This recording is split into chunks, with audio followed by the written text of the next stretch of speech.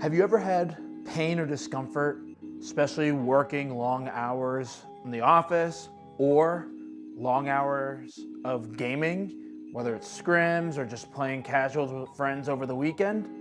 I know that's something that can be pretty common, but there is a solution to alleviate some of that discomfort. While I'm going to post on the top right a video for a lacrosse ball rollout for the feet, this right here is using our once again handy dandy lacrosse ball for our forearms. We're also gonna do a quick stretch, so stay tuned and welcome to the Esports Hector YouTube channel. When it comes to helping alleviate some discomfort, again, we're using the lacrosse ball. I'm just using a flat surface. Of course, it could be at your office desk.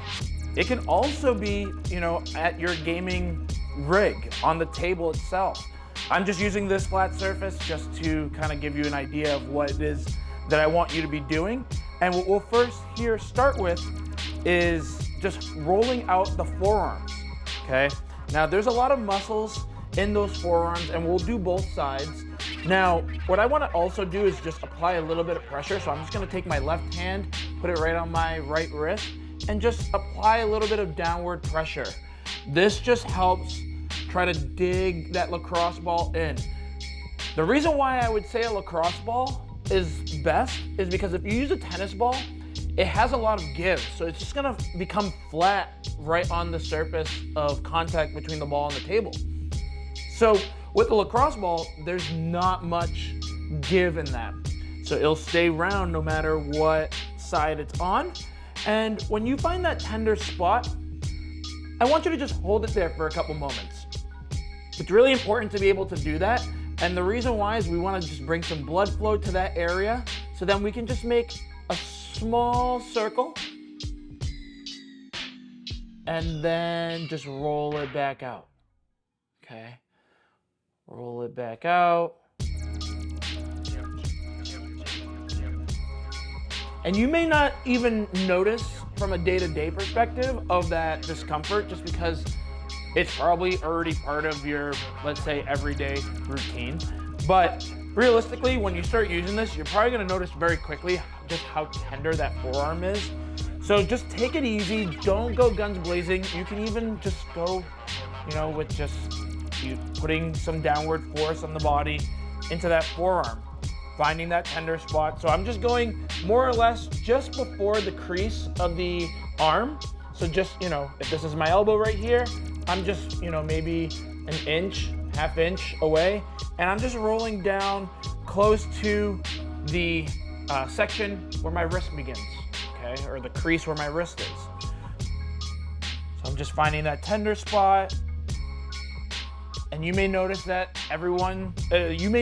your tender spot might be different from side to side depending on what your day-to-day functions are. This can also be really good if you are stocking shelves, especially with the holidays, and if you're working a retail job, this could be very helpful with just helping alleviate some of that discomfort or tightness. Now, I'm going to just turn it around and I'm gonna get the top portion of my forearm.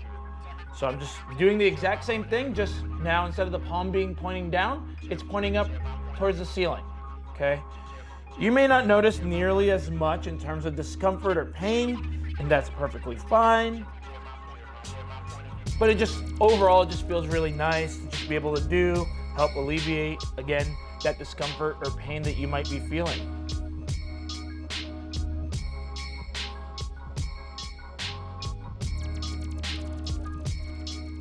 Now, I will do the same thing on the other side. Now with rolling, I want you to focus on rolling for about maybe 30 to 45 seconds, just finding those tender spots.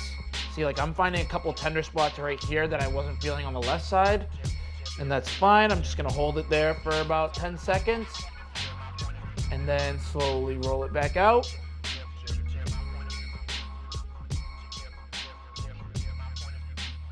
And that right there, I'm gonna say, is the easiest part of this whole mobility series or mobility video, really. Next up, we're gonna go into some Quick stretches. So the first stretch, I'm gonna have you go with the palms pointing down. Okay, obviously my desk is a little bit high, but you can also just do this on the floor as well. And what we wanna do is we wanna just shift our weight back. So as you can see, I'm kind of pivoting back onto my heels a little bit. Now, what I don't want to see you do is I don't want the palms to come off the table. By doing that, you're essentially not getting that deep stretch that you want to get into those forearms. So I'm just oscillating back and forth. I would say about 12 reps, 15 reps is going to be more than sufficient.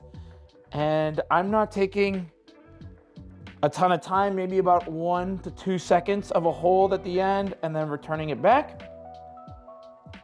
Now, what we'll do here is just rotate those wrists a little bit just to kind of get some movement back in there.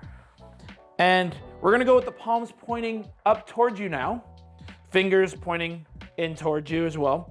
And we're just gonna shift back a little bit. Now, as you can see, I actually just moved my body a little bit from being up here to being back a little bit. Now, the reason for that is because I can shift a little bit more back into that stretch. It's a little bit easier, more natural for the arm. And same thing, about 1 to 2 seconds of a hold at the end, 12 to 15 reps, nothing too crazy. One other thing you can do is just take the palm and pull with the left hand. So my right hand is out towards you, and I'm just using my left hand to pull back, okay? Maybe about 25, 30 seconds is more than enough. And then we'll just go the other way, doing the same thing. This sometimes, especially if the forearms are really that tight, it may not be beneficial to use that first technique. So just this static stretch will be good enough to start off, and then you can slowly build off into that.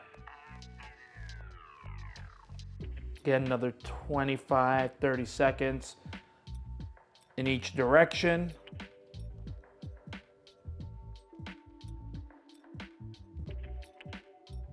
And perfect. So what we're gonna do here is we're gonna go into some circles.